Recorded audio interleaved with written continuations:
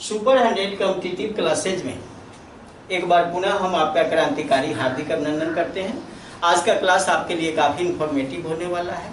वह क्लास होगा अलंकार से रिलेटेड टॉपिक है अलंकार, और अलंकार में वो हम पिछले क्लास में भी कुछ स्पष्टीकरण दिया, लेकिन अलंकार टॉपिक बहुत बड़ा है और अलंकार के कई भेद भी हैं। शब्दालंकार, अर्थालंकार, उभयालंकार। शब्दालंकार जो हम आपको पढ़ा रहे थे उसमें एक अलंकार छूट गया था, आज उसी को देखते हैं। उस अलंकार का नाम है वक्रोक्ति अलंकार। वक्रोक्ति अलंकार। तो चलिए अलंकार पहले टॉपिक लिखते हैं, अलंकार। और इस अलंकार के अंतर्गत ये शब्दालंकार का भेद है जो लास्ट है वक्रोक्ति। ये भेद आपका चौथा भेद है।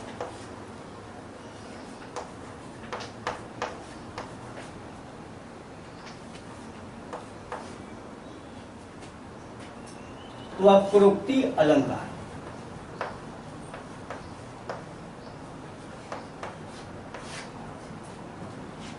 वक्रोक्ति अलंकार में वक्रोक्ति अलंकार के अंतर्गत हम यह देखेंगे, इसकी वक्र का मतलब, इस शाब्दिक मीनिंग देखें। वक्र का मतलब होता है टेढ़ा। टेढ़ा। पहले इसका विश्लेषण ही देख लो, ज्यादा अच्छा है।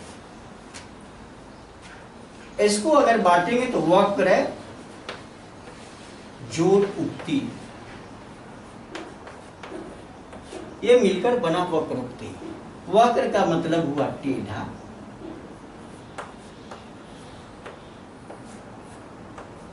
और उक्ति का मतलब हुआ कथन।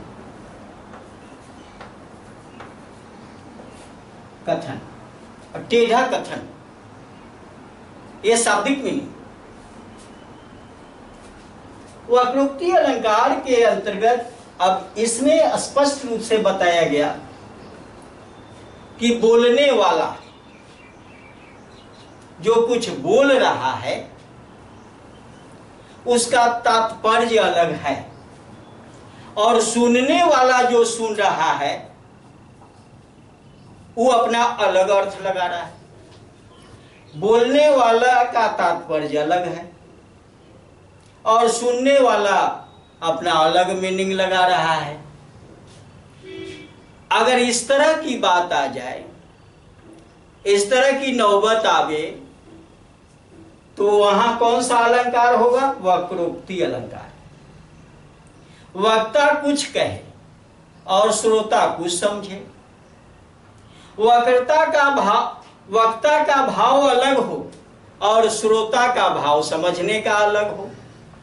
दोनों एक दूसरे के विपरीत लाइन पर चल रहे हो, तब तो वहां पर कौन सा अलंकार होगा? वक्रोक्ति अलंकार होगा। कभी कभी आप देखते हो कि कोई भी वक्ता कुछ बोलता है तो उस कंडीशन में अगर श्रोता की जो समझ में आई, श्रोता उसका मीनिंग लगाया और श्रोता वक्ता के सामने अपनी बात को स्पष्ट करता है, तो वक्ता क्या कहता है? आजकल आप टेढ़ सुनते हो, ऐसा समाज में सुनने को मिलेगा।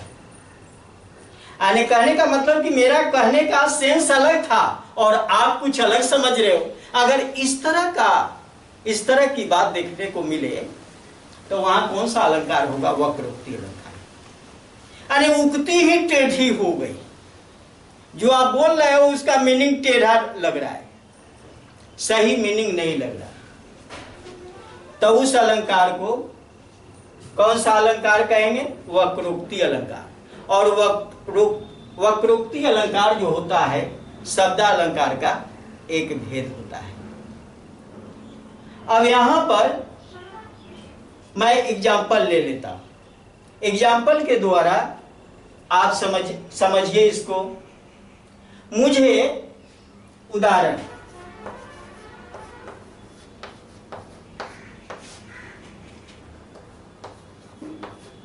मुझे हरि की तलाश है, मुझे हरि की तलाश है। अब यहां हरि की तलाश, हरि का मतलब, हरि का मीनिंग भगवान। भगवान की खोज कर रहा है, भगवान की तलाश कर रहा है, ये वक्ता का स्टेटमेंट है। और श्रोता क्या लगा रहा है? श्रोता जो मीनिंग लगा रहा है इसका, हरि का, कोई मीनिंग लगा लिया मनुष्य,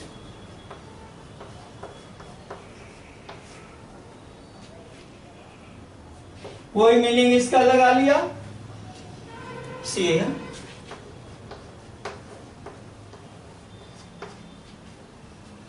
कोई मीनिंग लगा लिया घोड़ा, कोई मीनिंग लगा लिया बंदर,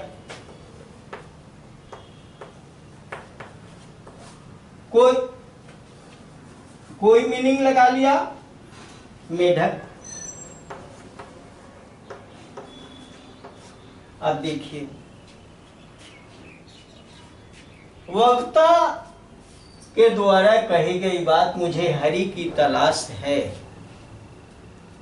वहां सेंस है भगवान की तलाशी करना, भगवान को जानना, भगवान को समझना, भगवान को खोजना। लेकिन श्रोता मीनिंग क्या लगा रहा है? मनुष्य को खोज रहा है, सिंह को खोज रहा है, मेढक को, घोड़ा को खोज रहा है, बंदर को खोज रहा है और मेढक को खोज रहा है।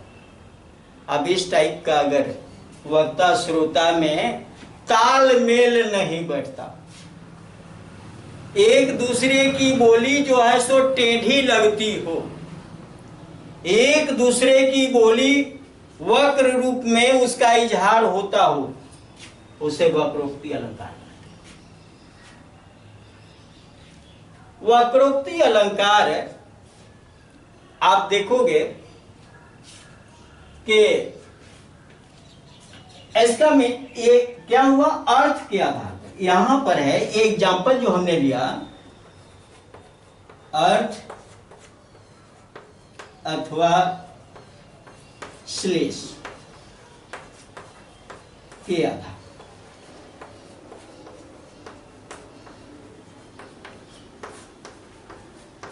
अर्थ अलग अलग हो रहा है, अर्थ अथवा श्लेष के आधार पर एक एग्जाम्पल लिया गया, एक उदाहरण लिया गया। दूसरा ध्वनि के आधार पर, दूसरा एग्जाम्पल ले रहे, ध्वनि के आधार पर, ध्वनि के आधार पर यानी उच्चारण के आधार पर, इसी को ध्वनि के आधार पर, इसको हम कहते हैं, यहां तो अर्थ के अथवा श्लेष के आधार पर इसको श्लेष वक्रोक्ति कहें। इसको क्या कहते हैं? श्लेष, श्लेष वक्रोक्ति, वक्रोक्ति। और इसको कहें ध्वनि के आधार पर, इसको अगर कहें काकू वक्रोक्ति, एक काकू वक्रोक्ति ध्वनि के आधार।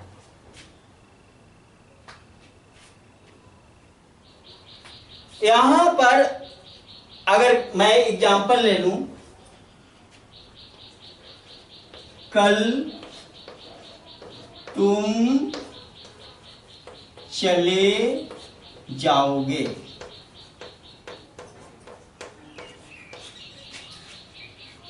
थोड़ा सा इसको हटाते हैं, फिर स्पष्ट एग्जाम्पल जो दिखे।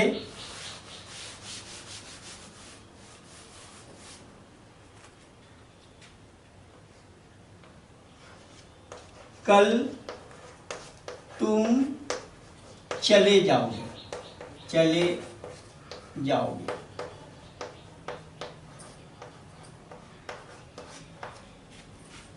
कल तुम चले जाओगे, यहां सिर्फ सिंपल सा है, जाने की सूचना दी जा रही है।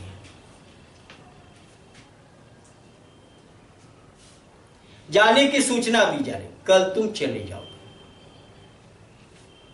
अगर इसी बात को कहा जाए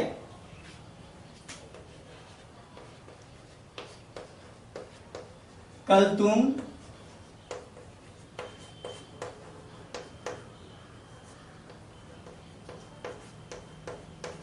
चले जाओगे,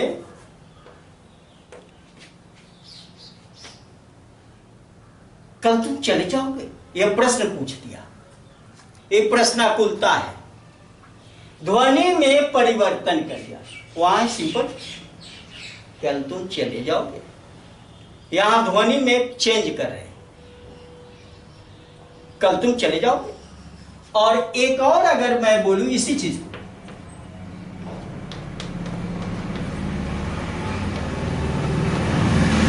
कल तुम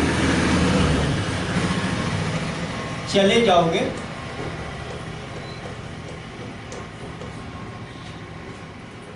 अब यहां पर एक आश्चर्यबोधक चीज चिन्ह लगाते हैं तो आपको लगे बोलने का सेंस बदल जाए। कल तुम चले जाओगे, ऐसा लगे कि कुछ आश्चर्य व्यक्त होगा। इस सेंस में एक ही है, एक तीनों स्टेटमेंट एक ही दिख रहा है, उच्चारण अगर सिर्फ अलग अलग कर दिया तो वह काकू वक्रोक्ति हो जाता है, यानी ध्वनि के आधार पर वक्रोक्ति का एक खेल चलता है। तो इस तरह से वक्रोक्ति अलंकार मतलब आप जो बोल रहे हो, बोलने का आपका सेंस अलग है और श्रोता का सेंस अलग हो जाए तो उस कंडीशन में वक्रोक्ति अलंकार होता है। तो वक्रोक्ति के भी दो भेद हो गए, एक अर्थ के आधार पर या श्लेष वक्रोक्ति और दूसरा ध्वनि के आधार पर, इसको काकू वक्रोक्ति कहते हैं। तो चलिए, अब जैसा कि उम्मीद है कि वक्रोक्ति आपने सीख लिया, समझ गया, तो चलिए ये वीडियो आपको अच्छा लगा वक्रोक्ति का तो इसे लाइक करें, अपने मित्रों के साथ शेयर करें और सुपर 100 कॉम्पिटिटिव क्लासेस को दिल से सब्सक्राइब करें। बहुत बहुत धन्यवाद। जय हिंद, जय भारत।